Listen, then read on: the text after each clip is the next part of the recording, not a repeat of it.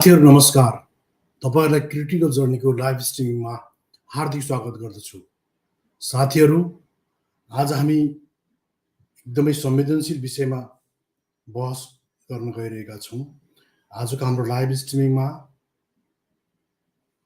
तपाईहरुलाई हाम्रो एक गम्भीर र संवेदनशील विषयमा बहस, यानी कि नेपालको न्यायपालिका जातीय रूपमा पूर्वाग्रही छ। त्यो भनेको के हो भने why Manu judiciary is biased on Brahman Ravindra Mishra than Dalit Nabaraj Bika. किन मनुस्मृतिले दलित नवराज विकलाई भन्दा ब्राह्मण रविन्द्र मिश्रलाई फेभर बढी गर्ने गर्छ भन्ने बारेमा आज हामी बहस गर्नेछौँ। यसमा हामीले कुनै पनि प्रकारको एकदम क्रिटिकल्ली हामी यसलाई आलोचना गर्नेछौँ। जुन कुराहरू देखिराखेको छ त्यसैलाई आधार बनाएर हामी विशेष रूपमा छलफल गर्नेछौँ। हामीलाई कुनै प्रति बायस हुनुपर्ने कुनै जरुरी छैन र हाम्रो उद्देश्य भनेको विशुद्ध रूपमा समाजमा साइन्टिफिक टेम्परमेन्ट विकास गर्ने हो र हामी कुनै पनि प्रकारको जात, धर्म, लिङ्ग, क्षेत्र हैन अनि कुनै पनि कलर, कास्ट, क्रिड कुनै पनि प्रकारको विभेदको हामी समर्थनमा छैनौं र हामी समानता, स्वतन्त्रता, भातृत्व सहितको सामाजिक न्यायको आन्दोलनलाई अगाडि बढाउन चाहन्छौं र त्यही नै मोडर्न सिभिलाइजेसनको बेस हो भन्ने हाम्रो मान्यता छ। साथीहरु, के नेपालको न्यायपालिका जातीय रूपमा पूर्वाग्रही छैन त? म किन यसो भनिरहेको छु भने किन दलित नवराज विकलाई न्याय पाउन संघर्ष गर्नुपर्छ तर ब्राह्मण रविन्द्र मिश्र जस्ता व्यक्तिहरूलाई अदालतको संरक्षण सजिलै मिल्ने गर्छ र स्ट्रक्चरली उनीहरूलाई पनि के हुन्छ, हरेक सेक्टरमा त्यो लेभलको फेभरिजम उनीहरूले पाउने गर्छन्। त्यसको अर्थ के हो भने यो एउटा खुल्ला बहसको विषय हुन जरुरी छ, किनभने यो एक गहिरो आलोचना हुन पनि जरुरी छ जसले हाम्रो न्याय प्रणालीभित्र गाडिएको जातीय विभेदलाई या कास्ट डिस्क्रिमिनेसन जुन स्ट्रक्चरल छ त्यसलाई उजागर गर्न, एक्सपोज गर्न बिल्कुल जरुरी छ भन्ने हाम्रो ठम्याइ छ साथीहरु। त्यसकारणले आज हामी यो गम्भीर विषयमा छलफल गर्न गइरहेका छौं। साथीहरु, नेपालमा जातीय पूर्वाग्रह सहितको न्यायपालिका जुन खालको छ त्यो भन्दा अगाडि हामी चाहिँ पहिला के गर्ने छौं भने नेपालमा न्यायपालिका हैन संविधान त सबैको लागि समान छ भन्ने संविधानले जुन स्वीकार गरेको छ त्यो साच्चै के समान छ त? कि व्यवहारमा त्यो तटस्थता पनि छ त? र त्यसले इक्वालिटी बिफोर ल भन्ने जुन संविधानको धारा 16 लाई जुन छ त्यसलाई त्यसले रिप्रेजेन्ट गर्छ त भन्ने बारेमा हामी छलफल गर्नेछौँ।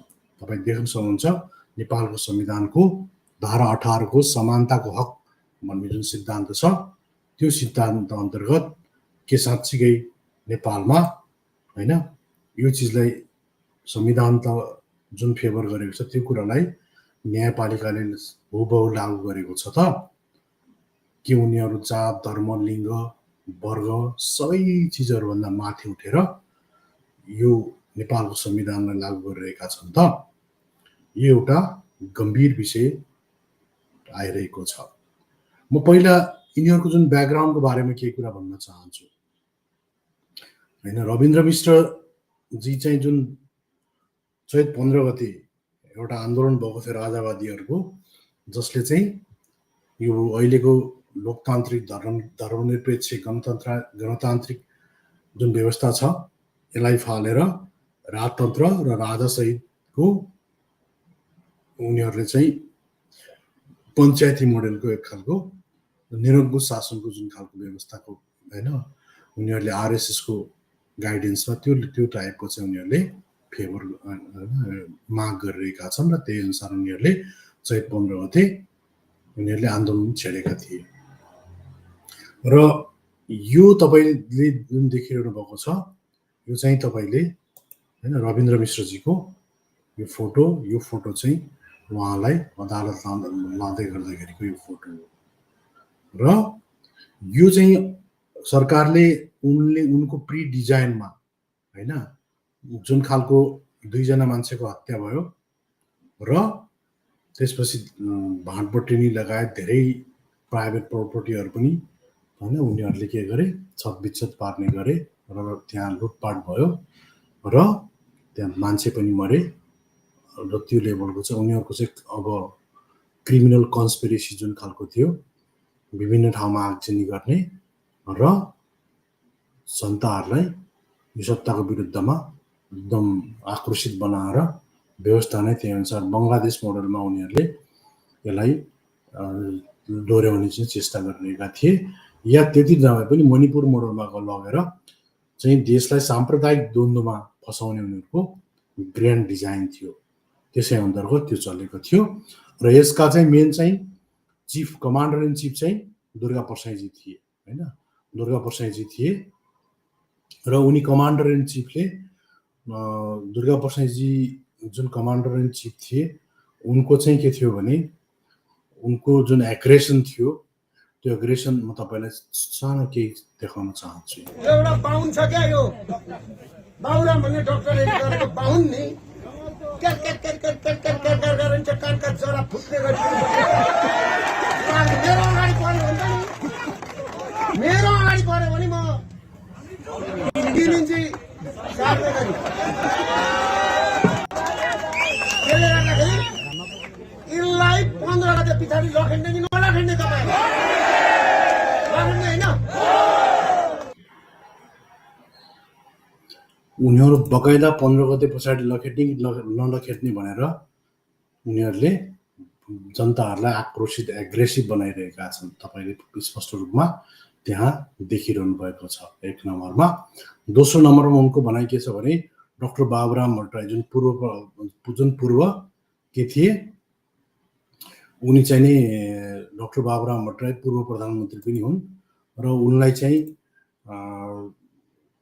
दुर्गा परसाईजीले के भन्दैछन् भने एकजना एकदम हेटेड टाइपको जुन स्पिच छ उनले भनिरहेका छन् कि जुन डाक्टर बाबुराम भट्टराई जुन छ यदि त्यो मान्छे मेरो अगाडि साँच्चै पर्यो भने म त्यसको 3 इन्ची चाहिँ 3 इन्ची भनेको चाहिँ लिम्बू भाषामा के हो भने गर्दनको 3 इन्ची उडाउने भन्ने सेन्समा चाहिँ 3 इन्चीलाई त्यसरी लिने गरिन्छ होइन। र त्यो अनुसार चाहिँ उनले के भन्छन् भने यदि डाक्टर बाबुराम भट्टराई मेरो अगाडि पर्यो भने बाबुराम भट्टराईको म 3 इन्ची गर्दन चाहिँ आरामसँग उडाइदिनेछु र तपाईहरू यदि चाहिँ यो व्यवस्थालाई तपाईहरूले चाहनुहुन्छ भने होइन यदि तपाईहरूले मलाई सपोर्ट गर्ने नगर्ने वा यी अहिलेका नेताहरूलाई लखेट्ने कि नलखेट्ने भनेर उहाँले होइन त्यो लेभलको एग्रेसन उहाँ पैदा गर्न बिल्कुल खोजिरहनु भएको छ र त्यो जुन एग्रेसन हो त्यो एग्रेसन अनुसार चाहिँ उहाँले जनताहरूलाई त्यही अनुसार मोटिभेट गरेर त्यो खालको एउटा ब्याकग्राउन्ड तपाईले देख्न सक्नुहुन्छ होइन। र तपाईले दुर्गा परसाईजीको अन्य भिडियोहरू पनि देख्न सक्नुहुन्छ। उहाँ दुर्गा परसाईजी बकाइदा भनिरहेको हुनुहुन्छ कि होइन म जग्गा बेचेर भए पनि या जुनसुकै हालतमा होस् म चाहिँ यो व्यवस्था फाल्नलाई मैले 100 करोड होइन 100 करोड रुपियाँ मैले छुट्याएको छु। त्यस होइन 1 करोड रुपियाँ छुट्याएको छु। 1 करोड मध्येमा 33 लाख रुपियाँ चाहिँ मैले खर्च गरिसकेको छु। अरू पनि म परिआयमा खर्च गर्न म तयार छु तर म 1 फाल्छु 2 फाल्छु 3 फाल्छु यो व्यवस्था चाहिँ फाल्न छु भनेर दुर्गा परसाईजीले भनिरहनु भएको छ। भन्न खोजेको कुरा के भने जुन रविन्द्र मिश्रजीहरूको जुन ग्रान्ड डिजाइन थियो त्यो पुरै मान्छेहरूलाई उकास्ने मोटिभेट गर्ने र त्यो सत्ताको बरखिलाफमा त्यसलाई युज गर्ने उहाँहरूको मास्टर प्लान थियो भन्ने कुरा म तपाईहरुलाई त्यो रविन्द्र मिश्र र उनको कमान्डर इन चिफको नियतको बारेमा तपाईहरुलाई मैले सम्झाइरहेको छु ताकि रविन्द्र मिश्रहरू यिनीहरूको मोटिभ के थियो त भन्ने बारेमा तपाई कन्फ्युज नहुनुहोस् हैन। तर अहिले जुन न्यायालय छ त्यो न्यायालयले चाहिँ के गरिरहेछ भने जस्तो धवल शमशेरजीलाई पनि होइन छोडिदियो। धवल शमशेर र रविन्द्र मिश्रलाई एउटै टाइपको मुद्दा लगाएर चाहिँ उनीहरूलाई हिरासतमा लिएको थियो। तर धवल शमशेरजीलाई चाहिँ भनिन्छ उनको चाहिँ ससुराली चाहिँ मध्य प्रदेशको ग्वालियरको राजा, पहिलेको राजा जुन छ सिन्धिया फ्यामिली चाहिँ उनको के हो, उनको चाहिँ विशेष गरेर सिन्धिया फ्यामिली चाहिँ उनीहरूको आफ्नो मान्छे भएको हुनाले आरएसएस र उनको दबाबमा उनलाई छोडियो भन्ने कुरामा त्यो खालको चाहिँ होइन राजनीतिक सूत्र अनुसार चाहिँ त्यो खालको परिघटना देखिन्छ। तर अब के हो भने यो रविन्द्र मिश्रजीको जुन उनीहरूलाई एक खालको प्रिभिलेज छ त्यो प्रिभिलेज साँच्चीकै के हो त भनेको नेपालमा जातीय पूर्वाग्रह सहितको न्यायपालिका होइन जुन खालको छ होइन त्यो नेपालका न्यायपालिकामा संविधान त अब जुन नेपालको न्यायपालिकाले संविधान त के कुरालाई स्वीकार्छ भने स्वीकार्छ होला जस्तो लाग्छ भने यसले चाहिँ के भन्छ भने संविधान अनुसार यसले भन्नुपर्ने र गर्नुपर्ने के हो भने सबै नागरिक कानुनको दृष्टिमा समान हुनेछन्, कसैलाई पनि कानुनको समान संरक्षणबाट वञ्चित गरिने छैन भन्ने कुरालाई होइन नेपालको संविधानलाई रक्षा गर्न बसेको जुडिसियरी सिस्टमले यसलाई आत्मसात गर्नुपर्ने चाहिँ हो मेरो विचारमा। र त्यसको 2 नम्बर पोइन्टले के भन्छ भने सामान्य कानुनको प्रयोगमा उत्पत्ति, धर्म, वर्ण, जात, जाति, लिङ्ग, शारीरिक अवस्था, अपाङ्गता, स्वास्थ्य स्थिति, वैवाहिक स्थिति, घर अवस्था, आर्थिक अवस्था, भाषा वा क्षेत्र अनि वैचारिक आस्था यी वा यस्तै अन्य कुनै आधारमा भेदभाव गरिने छैन। त्यो भनेको कानुनको नजरमा सबै समान हुनेछन् र नैतिक र कानुनी भनेको मोरल र लिगल रूपमा समानताको सिद्धान्तलाई संविधानले स्वीकारेको छ भन्ने चाहिँ त्यो चाहिँ 2 नम्बर पोइन्टले भन्छ होइन। अझ 3 नम्बर पोइन्टले चाहिँ के भन्छ भने सामाजिक र सांस्कृतिक दृष्टिले पिछडिएका भनेको सोसियल्ली एन्ड कल्चरल्ली भनेको ऐतिहासिक रूपमा भनेको हिस्टोरिकल्ली र सामाजिक स्ट्रक्चरल्ली भनेको संरचनागत रूपमा या सामाजिक रूपमा या सांस्कृतिक रूपमा या तपाईको चाहिँ नि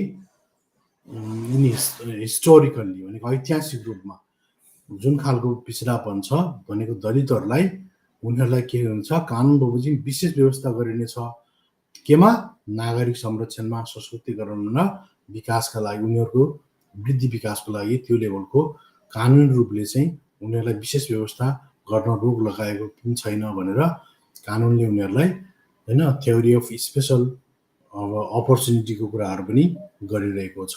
यो संविधानको धारा 18 को 1, 2, 3 नम्बर बुदामा यी कुराहरू लेखिएका छन्।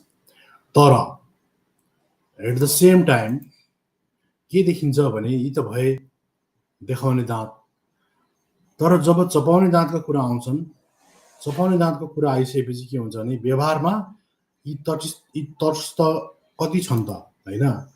अब यो समानताको हकका कुरा गरे तापनि व्यवहारमा यो स्पष्टता अथवा तटस्थता भनेको अनपार्सियालिटी कहाँ हराउँछ।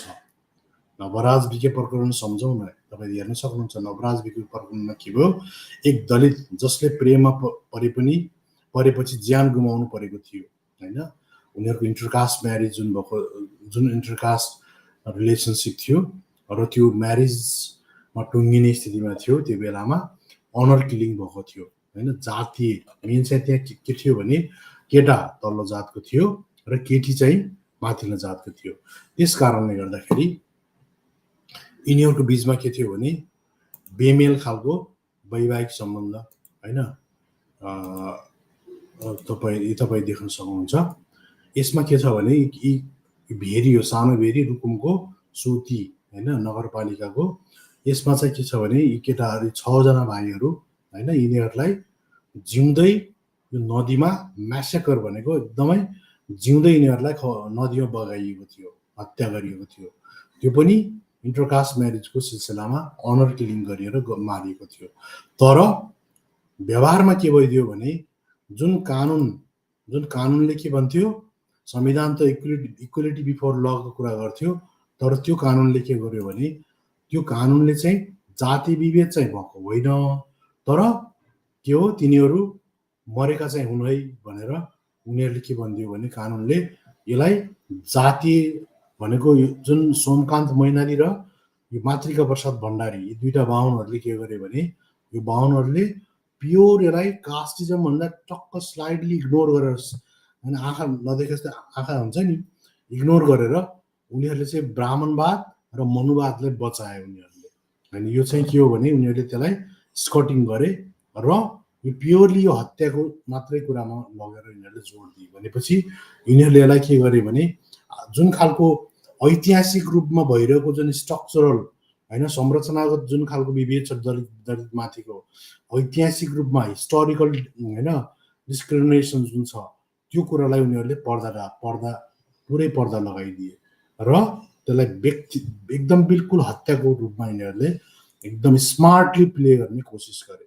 त्यस कारणले के भयो भने एक दलित युवक जसले प्रेममा परेपछि ज्यान गुमाउनु परेको थियो, तर न्यायको ढोका अझै उनीहरूको लागि के भयो बन्द गरियो र अझै एकदम फलामे किल्ला उनीहरूले फलामे किल्ला नै लगाएर उनीहरूले बन्द गरे, ताकि जबकि रुकुमको जिल्ला अदालतले चाहिँ यो चाहिँ caste is a primary cause and honour killing is the result of that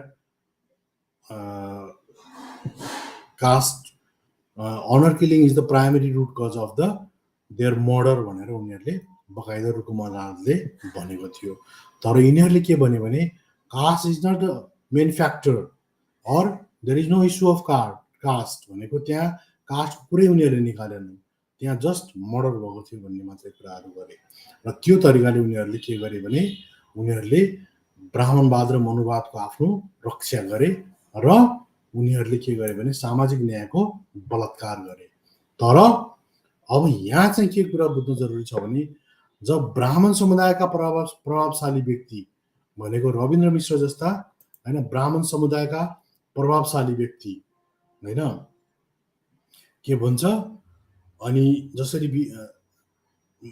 ब्राह्मण समुदायका प्रभावशाली व्यक्ति रविन्द्र मिश्रमाथि गम्भीर आरोप लाग्छ, त्यहाँ के हुन्छ अदालतको दया र सहजता देखिन्छ भनेको अदालतले के भनिरहेको छ भने उनीहरू चाहिँ आस्थाका बन्दीहरू हुन्, उनीहरू देशद्रोही होइनन्, उनीहरू राज्यद्रोही पनि होइनन् र इन्डियामा यसलाई युपिए जुन भनिन्छ त्यो टाइपको उनीहरू चाहिँ होइनन्, उनीहरू जस्ट आस्थाका बन्दीहरू मात्रै हुन् भन्ने तरिकाले अझ उनीहरूलाई उनीहरूको के हो भने सुप्राएडेड भनेको जेल बसेर पनि फाइदै हुने तरिकाले उनीहरूलाई त्यो लेभलको फेभरिजम गरेको देखिन्छ। त्यो भनेको के हो भने यो केवल एक कोइन्सिडेन्ट मात्रै होइन होइन यो योजनाबद्ध कास्ट बेस्ड फेभरिटिजम हो भन्ने हामीलाई लाग्दछ। किनभने यही केसमा होइन जसरी अर्को तपाईँले देख्नुहुन्छ यस्तै सिमिलर टाइपको केस जुन भइरहेको थियो त्यो केसमा के भयो तपाईँले रेशम चौधरीको केसमा देख्न सक्नुहुन्छ। यही जसरी जुन घटना घट्यो होइन के अरे कोटेश्वरमा त्यही टाइपको घटना के भएको थियो भने रेशम चौधरीको केसमा चाहिँ त्यसै टाइपको घटना टिकापुर घटना घटेको थियो। तर त्यहाँ के भइदियो भने टिकापुर घटनामा चाहिँ जब रेशम चौधरी त्यहाँ थिँदा पनि थिएन होइन, तर उसलाई के गरियो भने अहिले पनि आजीवन कारावासको केस सुनाइएको छ र बार उसलाई धम्क्याइन्छ र ऊ लगभग साइलेन्सिङको स्थितिमा नै छन्। उनले चाहिँ अलिकति दायाँ बायाँ गर्यो भने उसलाई चाहिँ कन्ट्रोल मेकानिजमको रूपमा उसलाई चाहिँ युज गर्ने गरिन्छ होइन, त्यो तरिकाले चाहिँ उसलाई बकाइदा रूपमा युज गर्ने गरिन्छ। तर त्यसको उलट के भइरहेको छ भने जब चाहिँ उसको केस आउँछ तपाईँको चाहिँ जब रविन्द्र मिश्रको केस आउँछ या दुर्गा प्रसाद केस आउँछ त्यो केस ठ्याक्कै उलट हुन्छ कि त्यहाँ चाहिँ उनीहरूले पुरा आँखा होइन त्यो थाहै नपास्तो गरेर उनीहरूले इग्नोर गर्ने गर्छन्, होइन कि त्यहाँ चाहिँ के मानौँ होइन केही पनि भएको छैन जस्तो गरेर अनि उनीहरूले चाहिँ त्यसलाई बिल्कुल रूपमा उनीहरूले होइन त्यसलाई इग्नोर गर्ने गर्छन्। त्यस कारणले गर्दाखेरि उनीहरू के गर्छन् भने उनीहरूले त्यसलाई इग्नोर गर्ने गर्छन् र त्योबाट उनीहरूलाई फेभरेटिजम गर्ने गरिन्छ। तर यहाँ चाहिँ के भइरहेको छ भने त्यही सेम केसमा चाहिँ फेरि उनीहरूले बकाइदा चाहिँ यहाँको केसमा चाहिँ उनीहरूले त्यो चिजलाई उनीहरूले चाहिँ इग्नोर गर्ने गर्छन्। त्यस कारणले गर्दा के हुन्छ भने यो रविन्द्र मिश्र जस्ता केसहरूमा यो कोइन्सिडेन्ट मात्रै होइन, यो उनीहरूको कास्टको फेभरेटिजम हो भन्ने हामीलाई लाग्दछ। र उनी किनभने उनी वर्चस्वशाली वर्गका मान्छे भएको हुनाले उनलाई त्यो सजिलै खालको उनलाई प्रिभिलेज होइन, उनलाई त्यो खालको प्रिभिलेज उनले पाउने गर्छन्। तर एट द सेम टाइम के हुन्छ भने त्यो खालको प्रिभिलेज उसले के अरे त्यो खालको प्रिभिलेज चाहिँ नवराज विकले चाहिँ पाउँदैन। किन पाउँदैन भने यहाँ के छ, मनुको न्याय प्रणाली लागू गरिएको छ भनेको मनुवादमा आधारित न्याय प्रणाली चाहिँ यहाँ लागू गरिएको छ। जस्तो भारतमा मनुस्मृति के छ, युगौं पुरानो ग्रन्थको रूपमा लिइन्छ र यसले के गर्छ, मनुस्मृतिले सामाजिक विभाजनलाई औपचारिक बनाएको छ र विशेष गरी शूद्र, अतिशूद्र भनेको अछुत दलितहरू र महिलाहरूमाथि कठोर व्यवहारलाई उचित ठहर गर्छ यसले। तर हामी नेपालमा त्यस्तै असर भोगिरहेका छैनौँ त? त्यो भनेको के हो भने कि नेपालमा चाहिँ त्यही खालको असर भोगिरहेका छैनौँ त हामीले? त्यो असर भनेको के हो त?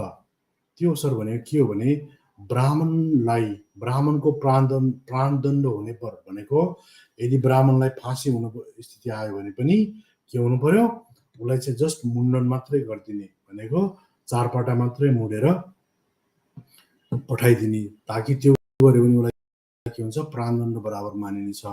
तर अन्य वर्णहरू, क्षेत्रीय वैश्यले त्यस्तो खालको केही काम गर्यो भने उनीहरूलाई के गर्ने, प्राणनाश भनेको उनीलाई मारिदिने नै उनीहरूलाई प्राणदण्ड हुनेछ भनेको। जस्तोसुकै देशद्रोही काम गरे पनि या जस्तोसुकै खालको उनीहरूले के अरे राष्ट्रद्रोहको काम गरे पनि उनीहरूलाई के गर्ने, नमार्ने, किनभने बरु उनीहरूलाई सानोतिनो खालको सजाय मात्रै दिने। ब्राह्मण छन् भने, तर अरू सम्प्रदायका छन् भने उनीहरूलाई के गर्ने, प्राणनाशको कुरा गरेको छ। त्यो चाहिँ कतिमा गरेको छ, मनुस्मृति 8 को 379 नम्बरमा गरेको छ। त्यस्तै मनुस्मृति 8 को 380 के भन्छ भने राजाले समस्त पाप गर्नेवाला, राजाले या होइन अहिलेको परिप्रेक्ष्यमा के छ, ब्राह्मण तन्त्र छ नेपालमा होइन। उनीहरूले जस्तो होइन पिएम, प्रधानमन्त्रीदेखि लिएर प्रधान न्यायाधीशदेखि लिएर ब्युरोक्रेसी होइन, आर्मी, पुलिस, सब ठाउँमा के छ, ब्राह्मणहरू नै अहिले यहाँका होइन के अरे उनीहरूकै हातमा डाडु पन्नेहरू छ। त्यस कारणले के भन्छ भने राजाले या प्रधानमन्त्री वा राष्ट्र गर्ने समस्त पाप गर्नेवाला ब्राह्मणलाई पनि कहिले पनि नमार्ने वा कठोर कानुन सजाय नदिने, किनकि सम्पूर्ण धन, बरु त्यसको सट्टामा के गर्ने, सम्पूर्ण धनको साथ भनेको उसलाई धन चोरी गरेको छ भने पनि उसलाई के गर्ने, धन जफत नगर्ने। अहिले देख्नुहुन्छ नि तपाईँले, काँड भ्रष्टाचार गरेको छ ब्राह्मणले भने उसलाई के गरिन्छ, उसले 70 करोड भ्रष्टाचार गरेको छ भने 4-5 करोड रुपियाँ उसलाई के गरिन्छ, उसलाई चाहिँ बिगो राखिन्छ अनि उसलाई छुटाइन्छ अनि 2 वर्षलाई जेल हालिन्छ। भनेपछि यो सबै के हो, त्यो भने के हो, ब्राह्मणले जसुकै पाप गर्यो भने पनि उसलाई धनको साथ होइन, अनि अक्षत भनेको कति पनि क्षति नपुर्याएर उसलाई के गर्ने, राज्यबाट निर्वासित गरिदिने, त्यो खालको प्रिभिलेजको कुरा गर्छ 380 ले। त्यस्तै 381 ले के भन्छ, ब्राह्मण वध भनेको ब्राह्मणलाई मार्ने वा कठोर सजाय गर्ने, त्यो भनेको त्यो समान पृथ्वीमा दोस्रो कोही पाप हुँदैन। त्यसकारण राजाले मनबाटै त्यो ब्राह्मणको वध गर्ने पनि विचार कहिले पनि गर्नुहुन्न भनेर यो खालको प्रिभिलेज उनीहरूलाई पाउने गरिन्छ। र यस्तै खालका सोच भएका होइन, मनुवादी सोच भएका जो न्यायाधीशहरू जुन छन्, यी न्यायाधीशहरू नै के छन् अहिले नेपालको होइन यो न्यायालयमा यी मनुवादी न्यायाधीशहरू उनीहरू के छन् उनीहरू चाहिँ हाबी छन्। त्यस कारणले गर्दा उनीहरूले के गर्छन् भने आफ्नो उसको होइन यिनीहरूले चाहिँ आफ्नो चाहिँ विशेष खालको यिनीहरूले त्यो फेभर गरिहाल्छन् र मनुस्मृतिबाट जुन गाइडेड छन् त्यो कुरालाई उनीहरूले लगाउने गर्छन्। यदि ब्राह्मण छ भने कठोर खालको सजाय यिनीहरूले सुनाउँदैनन्, तर यदि दलित पर्यो भने वा आदिवासी पर्यो भने त त्यो त गाई काट्यो भने पनि 8-10 वर्ष जेल हालिदिन्छन् होइन। अरूलाई जे गरे पनि उनीहरूले चाहिँ हिरा चोर्यो भने पनि उनीहरूलाई कानुन लाग्दैन ब्राह्मणहरूलाई। तर अरूहरूलाई के छ, खिरा चोर्यो खिरा भनेको काँक्रा चोर्यो भने पनि उसलाई के छ ठुलो सजाय कुरा गरिन्छ। त्यस कारणले कि हामी नेपालमा त्यसैको असर भोगिरहेका छैनौँ त मनुस्मृतिको? किन दलितका मुद्दा सुस्त हुन्छन् पन्छ्याइन्छन्? किन शुद्ध ब्राह्मणका मुद्दा हतारमा सहानुभूतिसहित सुन्छन् अदालतका मानिसहरूले, न्यायालयहरूले? यसको जवाब न्यायिक ब्राह्मणवाद हो। भनेको यो चाहिँ के हो?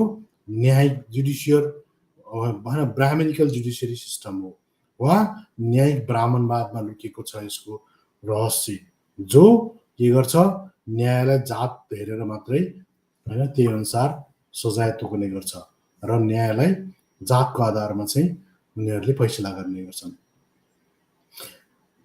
त्यस कारणले अब हामीले बुझ्नुपर्ने कुरा के छ भने रविन्द्र मिश्र र नवराज विज्ञ दुई न्यायको कथा जुन खालको छ यसको डिफ्रेन्सेस के हो त होइन, यिनीहरूको फरक कुरा के हो, यो कुरा हामीले बिल्कुल ब्याकग्राउन्ड बुझ्न जरुरी छ। किनभने रविन्द्र मिश्र भनेका एक प्रभावशाली ब्राह्मण हुन् होइन। यिनी के हुन्? एकदमै प्रभावशाली ब्राह्मण समुदायका मान्छे हुन् र उनको के छ, उनको स्ट्रङ सामाजिक पुँजी सांस्कृतिक पुँजी छ र उनको स्ट्रङ ब्याकग्राउन्ड पनि छ। त्यो भनेको के हो, उनी 1816 मा जब सुगौली सन्धि तत्कालीन राजाको होइन राजाले चाहिँ जब सुगौली सन्धिको लागि नेपालबाट जुन पठाएका थिए त्यसमा राजगुरु श्री 6 भनेको गजाराज मिश्र भनेका चाहिँ रविन्द्र मिश्रका फोरफादर। यिनी के थिए? गजराज मिश्र भन्ने चाहिँ रविन्द्र मिश्रका पुर्ख्यौली होइन उनका फोरफादर थिए र अर्का चन्द्रशेखर उपाध्याय, दुईटा ब्राह्मण। यी दुईटा के थिए? राजाको प्रतिनिधित्व भएर अङ्ग्रेजसँग सन्धि गर्न सुगौली गएका थिए र त्यसैलाई त्यहाँबाट सन्धि गरेका थिए। त्यसैलाई उनीहरूले सुगौली सन्धि भन्ने गर्छन्। अनि अङ्ग्रेजले उनीहरूलाई के भन्यो भने यदि तिमीहरूले यो सन्धिमा हस्ताक्षर गर्छौ भने होइन भारतमा 36 गाउँको बिर्ता तिमीलाई हामी दिन्छौँ। 36 गाउँको सम्पूर्ण जिम्मा कर सर जे उठ्छ त्यो तिम्रो, 36 गाउँ चाहिँ तिम्रो हुन्छ र भारतीय नागरिकता पनि हामी दिनेछौँ। दिने भनेपछि नेपालका 2/3 भाग भनेको नेपालको अहिले उनका नाति फनाती रविन्द्र मिश्र चाहिँ बडो राष्ट्रवादी भएर उनको छोरा चाहिँ अमेरिकामा नागरिक छ, ग्रिन कार्ड होल्ड गरेर बसेको छ। तर उनी फेरि यहाँ नेपालमा के छ भने ठुलो राष्ट्रवादी भएर बसेका छन्। तर विडम्बना के छ भने रविन्द्र मिश्र राष्ट्रवादी भए तापनि उनको हजुरबाउले के गरेको थियो भने नेपालको 2/3 भाग चाहिँ के थियो अङ्ग्रेजलाई सुम्पिएको थियो। अङ्ग्रेजले पाउने गरी सन्धिमा हस्ताक्षर गरेर अनि नेपाल नफर्केर अनि दुईजनै भारत नै बसेका थिए। यिनी दुईटै के थिए? भारतमा बसेका थिए। अब के छ भने भारतमा बसेपछि यिनीहरू 36 गाउँको त्यत्रो भनेपछि कत्रो ठुलो सोसियल क्यापिटल यिनीहरूको होइन। जसरी दीक्षित फ्यामिली नेपालमा एउटा एकदम के छ social cultural capital economic capital भएको जुन फ्यामिली छ यस्तै खालको यो रविन्द्र मिश्रको फ्यामिली पनि त्यही टाइपको हो। यिनका मेरिटोक्रेसी केही पनि होइनन्। यिनको बाउ पनि के हो? पाकिस्तानको राजदूत हो। त्यो लेभलको यिनीहरूको चाहिँ के थियो? राजाको पालामा राजाको कृपाले उनको बाउ पाकिस्तानको राजदूत पनि भएका थिए। त्यस्ता खालको मान्छे हुन् यिनीहरू। यस्ता कुख्यात इतिहास भएका आरएसएसका दलाल धूर्त कप्टी बाहुनहरूको पक्षमा यहाँको मनु न्यायालयले आफ्नो के छ डिसिजन सच्याएको होइन, बरु आरएसएस र यसको र यिनीहरूका जुन रविन्द्र मिश्रका उहाँ के छन् न्यायालयमा ठुल्ठुला मान्छेहरू छन् होइन, यिनका साहु सन्तानहरू ती होइन ठुल्ठुला मान्छेहरूको दबावमा के छ नेपाल सरकारलाई प्रेस गर्ने गर्छन् आरएसएसले का मान्छेले। जसरी के थियो धवल शमशेर राणालाई उनका नातेदारहरूले गरेका थिए त्यस्तै यिनका नातेदार र आरएसएसले के गर्छ उनीहरूको पक्षमा माहौल बनाइदिने गर्छ र त्यस मनु न्यायालयले तिनीहरूको आधारमा यहाँ बोली फेर्ने गर्छ। त्यस कारणले गर्दा यो खालका उनीहरूलाई होइन त्यो खालको विशेष सुविधा मिल्ने गर्छ र उनी के अर्को उनको पर्सनल पनि के थियो उनी मिडियामा राजनीतिमा र अदालतमा उनीप्रति के छ सहानुभूति पाउने गर्छन्। त्यस कारणले गर्दा मिडियाले पनि के गर्छ उनलाई एकदम अहिले कसरी प्रेजेन्ट गरिरहेको छ भने उनी आस्थाका बन्दी हुन् ठुला नेताको रूपमा उनीहरूलाई यहाँको मनु न्यायालयले चाहिँ मनुवादी जुन खालको यहाँको चाहिँ के छ तपाईँले यो जुन खालको देख्नुहुन्छ यहाँको न्यायालयले त्यो खालको चाहिँ माहौल बनाउन खोजिरहेको छ। म तपाईँलाई माल्कम एक्सको सानो उदाहरण होइन त्यो माल्कम एक्सको चाहिँ लिन चाहन्छु। माल्कम एक्सले के भनेका छन् if you are not careful भनेको तिमी यदि होसियार छैनौ भने पत्र पत्रिकाहरूले will have you heard the people you are being oppressed भनेको तिमी शोषित भए तापनि यदि तिमी अवेर छैनौ भने मिडियाहरू न्युज पेपरहरूले होइन के गर्छन् तिम्रै मान्छेलाई घृणा गर्न सिकाउने गर्छन् होइन। तर यदि त्यस उनीहरूले के गर्छन् त्यो सँगसँगै के गर्छन् अप्रेसिङ भनेको जसले मान्छेहरूलाई जसले तिनीहरूलाई शोषण गरिरहेका छन् तिनीहरूलाई माया गर्न सक्ने त्यो खालको चाहिँ माहौल बनाउन सक्ने क्यापासिटी कसको हुन्छ मिडियाको हुने गर्छ। त्यस कारणले गर्दाखेरि त्यो लेभलको फेभरेटिजम चाहिँ रविन्द्र मिश्रजीले पाइरहेका छन्।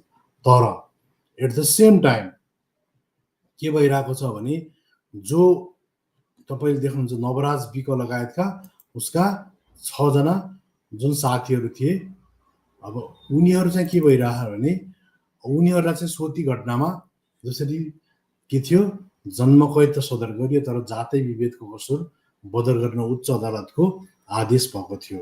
त्यसको अर्थ के हो उनी के थिए दलित युवक थिए उनको सामाजिक पुँजी थिएन सांस्कृतिक पुँजी छैन आर्थिक पुँजी छैन उनीहरूका मान्छेहरू पावर सेन्टरमा कहीँ कतै पनि छैनन् न जुडिसियरीमा छन् न न्यायालयमा छन् न ब्युरोक्रेसीमा छन् न एक्जिक्युटिभमा छन् न राष्ट्रपति छन् न प्रधानमन्त्री छन् होइन न उनका के छन् उनका सैनिकमा छन् आर्मीमा छन् कतै पनि दलितहरूको केही छैन। त्यस कारणले उनको हत्या केवल के हुन्छ प्रिमेरिटल इस्युजको रूपमा उनलाई के गरिन्छ त्यो हत्याको रूपमा हत्या एउटा केवल प्रिमेरिटल इस्युको त्यो पनि भनिएन उसलाई त एउटा के भने साधारण झगडामा मान्छे मारिएको टाइपको त्यो तरिकाले त्यो केसलाई हल्का फुल्का बनाइन्छ।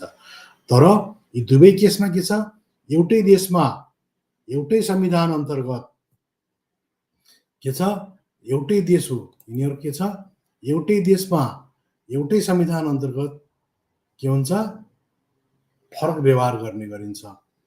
त्यसको मतलब के हो कि दलित हुनु सजाय हो होइन कि दलित हुनु सजाय हो या कि न्याय प्राप्त गर्न उच्च जातकै मान्छे हुनुपर्छ त होइन कि मनुष्य जुन ब्राह्मणिकल जुन खालको सिस्टम छ त्यो मनुवादी न्यायालय अन्तर्गतको यही चिज फेभर गर्ने टाइपको हुनुपर्छ त एउटा गम्भीर विषय हाम्रो अगाडि आएर उभिन्छ।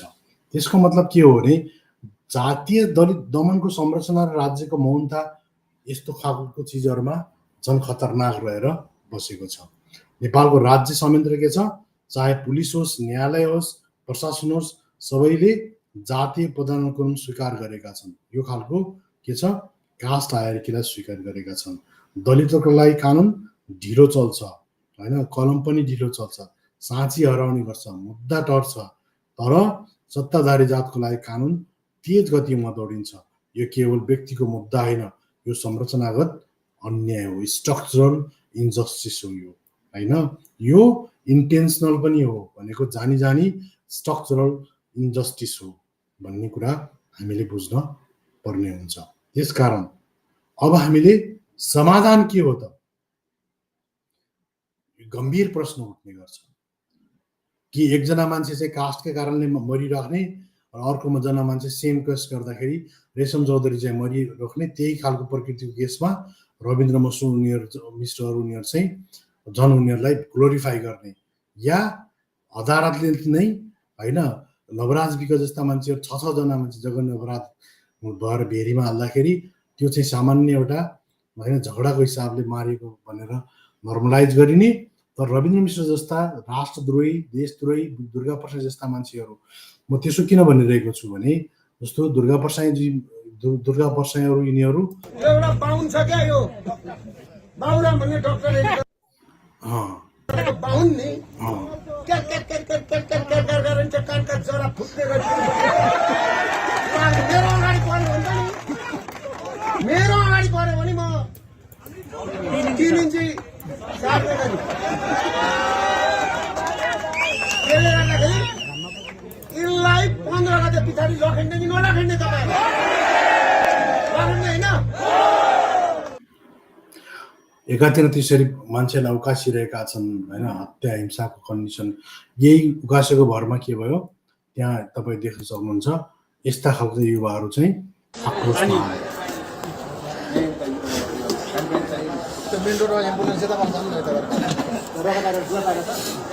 पुरै टाउको निधारमै हानेको रहेछ, लट्ठीले हाने हो। बरु मर्न तयार छु यो देशको लागि, युद्ध छेडेर छोड्छौँ क्या हामी। बरु म एउटा शहीद हुन तयार छु क्या हामी, मर्न तयार छु। यस्तो चोर त केही होइन।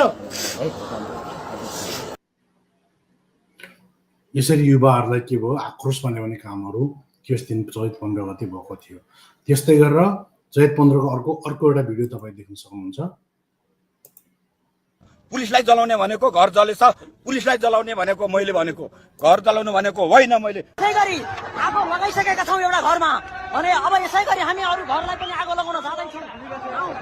साथीहरू हाम्रो माझमा नडराउँ पनि।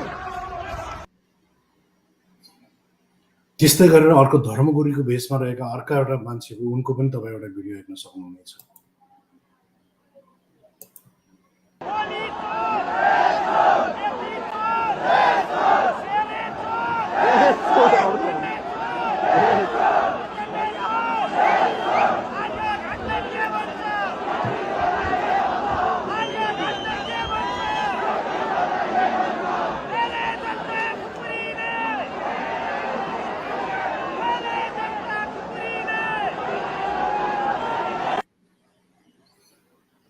यो खालको धर्मगुरुहरूले चाहिँ त्यो दिनमा भूमिका निभाएका थिए र यसको कारणले गर्दा तपाईँ देख्न सक्नुहुन्छ नर्मल मान्छेहरू पनि हिंसामा उत्तेलित भएका थिए। अब अर्को एउटा भिडियो तपाईँ हेर्न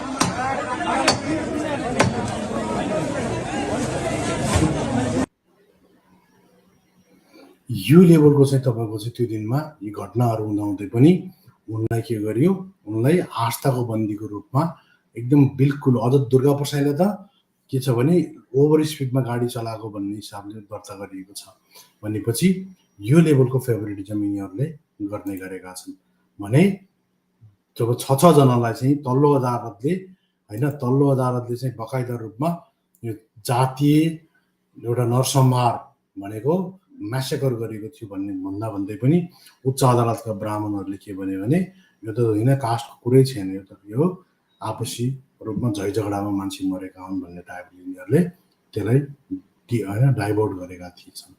यसको मतलब के हो भने समाधानको रूपमा हामीले पहिलो कुरा के हेर्नुपर्ने जरुरी छ भने न्यायपालिका र प्रशासनमा जातीय प्रतिनिधित्व सुनिश्चित गर्नुपर्छ भनेको सबै जातका मान्छेहरूको जातीय जनसङ्ख्याको आधारमा समानुपातिक रूपमा प्रतिनिधित्व हुन जरुरी छ, ताकि त्यसले के गर्नेछ सबैलाई एउटा जुडिसियरी सिस्टम र प्रशासनमा पहुँच भयो भने त्यसले चाहिँ लोकतन्त्रलाई पनि बलियो बनाउनेछ र लोकतन्त्रलाई अपनत्व पनि पैदा गर्नेछ र अधिकारको लडाइँमा पनि सामाजिक न्यायको लडाइँमा पनि यसलाई के गर्नेछ त्यसलाई सुनिश्चित गर्नेछ। दोस्रो नम्बरमा के गर्नु जरुरी छ, मनुस्मृतिको सोच भएका जुन मनुस्मृतिका सोच भएका यी छन् यस्ता सोच भएका न्यायाधीशहरूलाई के गर्न जरुरी छ, संवैधानिक सचेतना यिनीहरूको दिमागभित्र हाल्न जरुरी छ। यिनीहरूलाई कडाभन्दा कडा कारबाही गर्न जरुरी छ, ताकि कडाभन्दा कडा कारबाही गर्यो भने फेरि पनि यस्ता खालका हरकतहरू मान्छेले गर्न नसकुन्। यो मानवता विरुद्धको अपराध हो यिनीहरूले गरेको।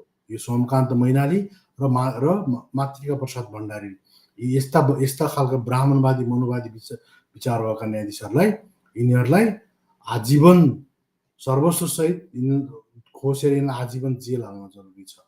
अनि मात्रै यिनीहरूको नियत सही हुनेवाला छ। नत्र यिनीहरू मौनको गु दिमागमा हालेका मान्छेहरू यिनीहरू सुध्रिने चान्स रहँदैन।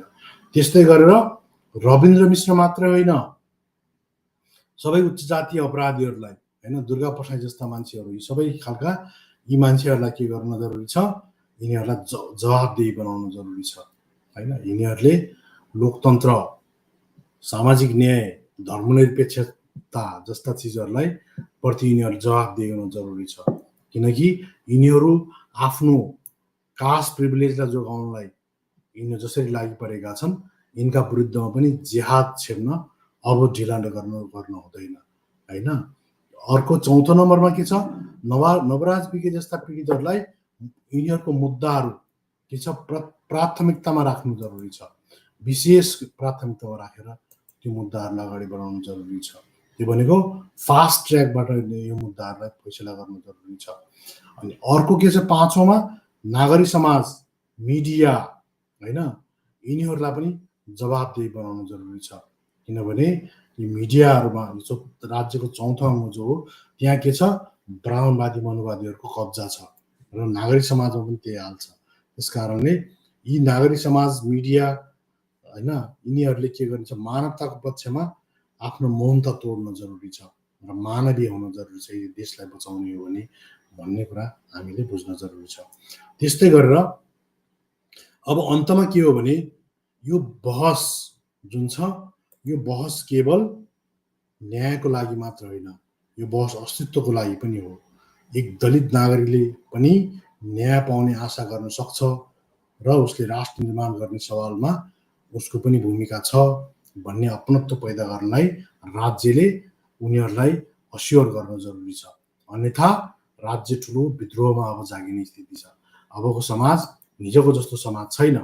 अब दलितले पनि धेरै कुरा बुझेको छ होइन। अब म त के भन्छु भने जुन पोखरामा पिएन क्याम्पसमा भयो, यस्ता खालका जुन युनिभर्सिटीमा, जुडिसियरीमा होइन, ब्युरोक्रेसीमा, त्यसपछि गएर होइन जुन लेजिस्लेटिभमा, एक्जिक्युटिभमा जो ब्राह्मणवादी सोच भएका मान्छेहरू छन्, यिनीहरू सुध्रिन जरुरी छ अहिले। र दलितका युवाहरूलाई पनि मेरो रिक्वेस्ट के छ भने हात हाल्ने होइन, एग्रेसनमा नआउनुहोस्। तपाईँहरू छलफल गर्नुहोस्, डिस्कस गर्नुहोस्, भिडियो बनाउनुहोस्, सार्वजनिक गर्नुहोस्, यिनलाई एक्सपोज गर्नुहोस्, कानुनलाई हातमा नलिनुहोस्। तपाईँहरूको त्यो ठुलो गल्ती हुन्छ होइन। अहिले तपाईँहरूले भन्दाखेरि नराम्रो मान्नु होला, तर त्यसो गर्नु हुँदैन होइन। एक्सपोज गर्नु, अब त प्रविधि र विचारले लड्ने हो कि मूर्खताले लड्ने होइन। त्यस कारणले गर्दा के छ, यो चिजहरूलाई ध्यान दिनु जरुरी छ। यदि तपाईँ यदि तपाईँ यो आवाजमा सहमत हुनुहुन्छ भने यो भिडियो सेयर गर्नुहोस्, तपाईँको मत तल कमेन्टमा पनि लेख्नुहोस् र हाम्रो यात्रामा साथ दिन सब्सक्राइब पनि गर्न नबिर्सिनुहोस् भन्ने म चाहन्छु। त्यस कारणले गर्दा अन्तमा के भन्न चाहन्छु भने justice delayed is justice denied भनेको जस्टिसलाई होइन ढिलो गराउनु भनेको पनि जस्टिसलाई डिनाइ गर्नु जस्तै हो। त्यसकारण हामी मौन बस्ने हो भने अर्को नवराज फेरि दोहोरिन सक्छ। त्यसकारणले हामी उठ्नै पर्छ, बोल्नै पर्छ, सामाजिक न्यायको पक्षमा बोल्नै पर्छ, मानवताको पक्षमा बोल्नै पर्छ, मानव अधिकारको पक्षमा बोल्नै पर्छ। अनि मात्र यो समाज सभ्य हुन्छ र यो देश बच्छ। अब नत्र देश मात्रै भएर हुँदैन।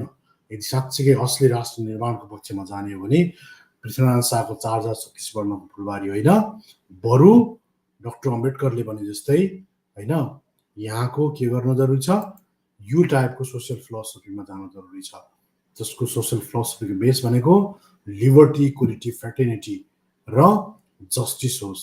र त्यसैलाई उनले डेमोक्रेसी, सोसियल जस्टिसको आधार मानेका छन्। यो सोसियल फिलोसफीमा यदि हामी गएनौँ भने हामी विघटनमा ढिलो छिटो जान्छौँ भन्ने कुरामा दुई राय छैन। त्यसकारण 21औं शताब्दी भनेको डाक्टर अम्बेडकरको शताब्दी हो। डाक्टर अम्बेडकरलाई पढौँ, बुझौँ, आफ्नै तरिकाले होइन आफ्नो जीवनमा लागू गरौँ, अनि मात्रै हामी अगाडि बढ्न सक्छौँ। त्यस कारणले हामी उठ्नै पर्छ, बोल्नै पर्छ। हवस् त, धन्यवाद। फेरि अर्को लाइभ स्ट्रिममा हामी भेट गरौँला। अहिलेलाई यत्तिकै। हवस् त, नमस्ते, बाई बाई। ब्राह्मणवाद मुर्दाबाद, जातिवाद मुर्दाबाद, मनुवाद मुर्दाबाद, सामन्तवाद मुर्दाबाद, पितृसत्तावाद मुर्दाबाद, लोकतन्त्र जिन्दाबाद, धर्मनिरपेक्षतावाद जिन्दाबाद र गणतन्त्र जिन्दाबाद भन्दै अहिलेलाई बिदा चाहन्छौँ। हवस् त, नमस्ते, बाई बाई। फेरि भेटौँ।